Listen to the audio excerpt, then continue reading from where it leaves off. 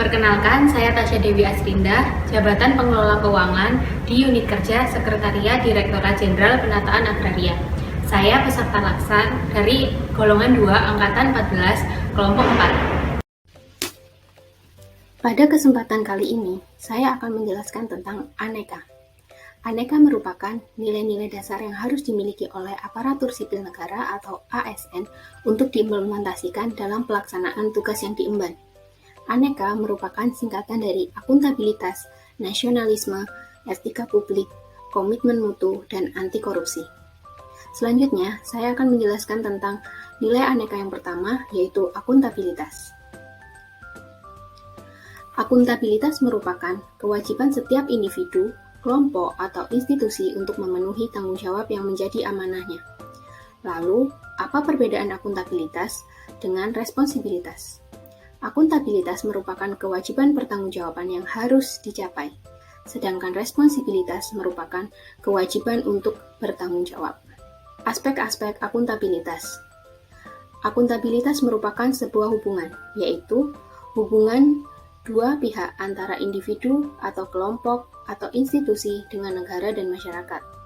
Yang kedua, akuntabilitas berorientasi pada hasil, yaitu setiap individu atau kelompok atau institusi diharapkan dapat menjalankan tugas dan kewajiban dengan baik dan mencapai hasil yang maksimal.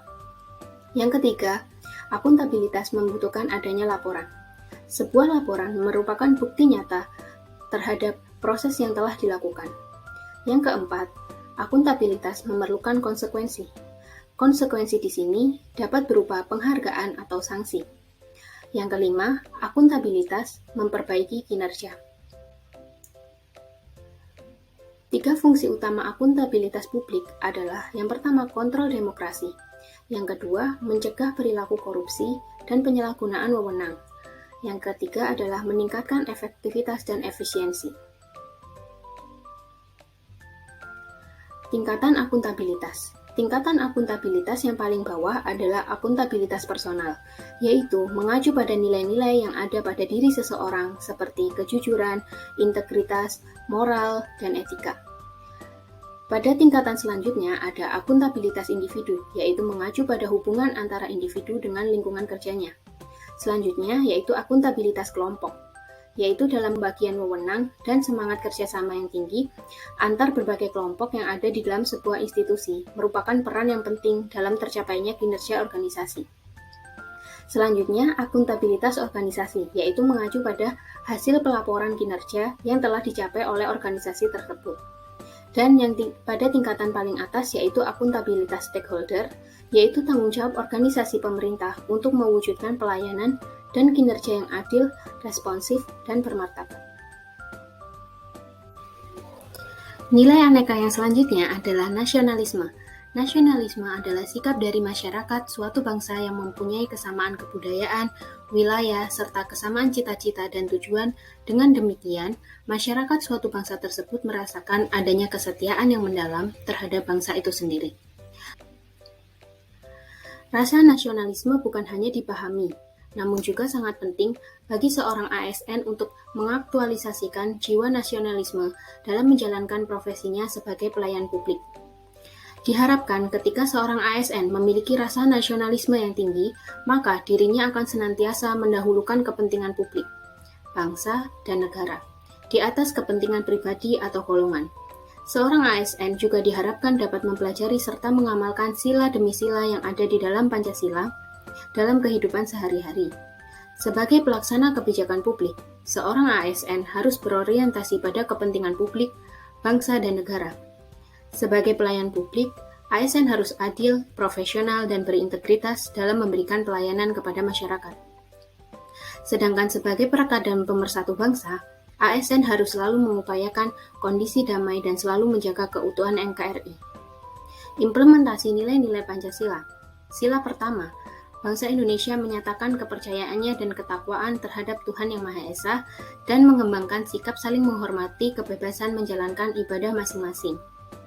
Pengamalan sila kedua, berlaku adil dan menghormati hak asasi orang lain. Pengamalan sila ketiga yaitu mampu menempatkan persatuan, kesatuan, serta kepentingan dan keselamatan bangsa dan negara sebagai kepentingan bersama di atas kepentingan pribadi dan golongan, serta tidak berteman dengan membeda-bedakan ras, golongan, dan suku. Pengamalan sila keempat yaitu mau mendengarkan pendapat orang lain dan selalu mengedepankan musyawarah mufakat dalam pengambilan keputusan. Dan pengamalan sila kelima adalah tidak mementingkan diri sendiri, golongan, dan selalu bergotong royong membantu yang sedang kesusahan. Selanjutnya, wawasan kebangsaan. Wawasan kebangsaan adalah cara memandang yang mengandung kemampuan seseorang atau kelompok untuk memahami keberadaan jati dirinya sebagai suatu bangsa, juga dalam memandang dirinya dan bertingkah laku sesuai dengan falsafah hidup. Untuk memaknai wawasan kebangsaan, kita harus mengutamakan persatuan dan kesatuan, rela berkorban untuk kepentingan bangsa, dan penghargaan terhadap martabat bangsa. Nilai aneka yang ketiga adalah etika publik. Etika publik adalah refleksi tentang standar atau norma yang menentukan baik atau buruk, benar atau salah atas perilaku, tindakan, dan keputusan untuk mengarahkan kebijakan publik dalam rangka menjalankan tanggung jawab sebagai pelayan publik. Terdapat 3 dimensi etika publik. Yang pertama, dimensi kualitas pelayanan publik, yaitu etika publik menekankan pada aspek nilai dan norma serta prinsip moral sehingga etika publik membentuk integritas pelayanan publik. Yang kedua, dimensi modalitas. Unsur-unsur modalitas dalam etika publik yakni akuntabilitas, transparansi, dan netral. Dimensi yang ketiga adalah dimensi tindakan integritas publik. Integritas publik merupakan kualitas dari pejabat publik yang sesuai nilai, standar, aturan moral yang diterima masyarakat.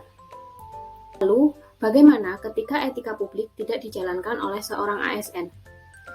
Tanpa kompetensi etika, seseorang ASN cenderung menjadi tidak peka, diskriminatif, tidak peduli, dan tidak melayani masyarakat dengan sepenuh hati. Saat ini masih banyak terdapat kecenderungan pelayanan yang kurang merata dan adanya ketidakadilan dalam pelayanan publik, di mana masyarakat yang tergolong miskin sulit mendapatkan pelayanan publik. Apabila ketidakmerataan dan ketidakadilan ini terus-menerus terjadi, maka pelayanan yang berpihak ini akan memunculkan potensi yang bersifat berbahaya dalam kehidupan berbangsa dan bernegara. Perbedaan yang lebar antara si kaya dan si miskin dalam konteks pelayanan, peningkatan ekonomi yang lamban, dan akan mendapatkan pemicu ledakan ketidakpuasan masyarakat yang akan merugikan bangsa dan negara.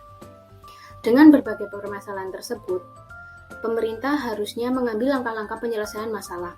Dalam reformasi birokrasi, ada 8 area perubahan yang harus dilakukan oleh seluruh kementerian lembaga untuk memberikan etika publik yang baik. Yang pertama adalah manajemen perubahan, yang kedua, penataan peraturan perundang-undangan, yang ketiga, penataan dan penguatan organisasi, yang keempat, penataan tata laksana, yang kelima, penataan sistem manajemen SDM, yang keenam, penguatan akuntabilitas, yang ketujuh, penguatan pengawasan, dan yang kedelapan, peningkatan pelayanan publik. Nilai selanjutnya adalah komitmen mutu. Secara harfiah, komitmen merupakan janji yang dibuat oleh individu atau kelompok yang diwujudkan dalam bentuk tindakan. Sedangkan mutu kesesuaian terhadap standar yang kemudian menjadi karakter suatu entitas. Pada birokrasi, komitmen mutu dapat diartikan sebagai tindakan yang diambil untuk membentuk karakter institusi dan aparatur yang sesuai dengan standar pelayanan yang dapat diterima oleh publik. Sebagai seorang ASN harus memberikan pelayanan yang terbaik terhadap masyarakat dengan mengutamakan pelayanan yang cepat, tepat, dan profesional. Nilai dasar dari komitmen mutu ada 4, yaitu efektivitas, efisiensi, inovasi, dan mutu. Efektivitas adalah sejauh mana organisasi dalam mencapai tujuan organisasi tersebut. Efisiensi yaitu jumlah sumber daya yang digunakan untuk mencapai tujuan tersebut. Inovasi adalah cara utama di mana suatu organisasi beradaptasi terhadap suatu perubahan. Dan yang terakhir adalah mutu, yaitu apapun yang diinginkan oleh konsumen atau di sini stakeholder. Selanjutnya, ada pendekatan inovasi, yaitu cara utama di mana suatu organisasi beradaptasi terhadap perubahan. Cara-cara berinovasi juga ada berbagai macam. Yang pertama, penemuan, pengembangan, duplikasi, dan sintetis. Aktualisasi nilai dasar komitmen mutu dalam pelaksanaan tugas aparatur akan mendorong terciptanya iklim atau budaya kerja yang unggul yang dapat menumbuhkan keberanian untuk menampilkan kreativitas dan inovasi terhadap layanan. Nilai yang terakhir adalah anti korupsi. Pengertian korupsi menurut Kamus Hukum adalah penyelewengan atau penggelapan uang negara atau perusahaan sebagai tempat seseorang bekerja untuk keuntungan pribadi atau orang lain.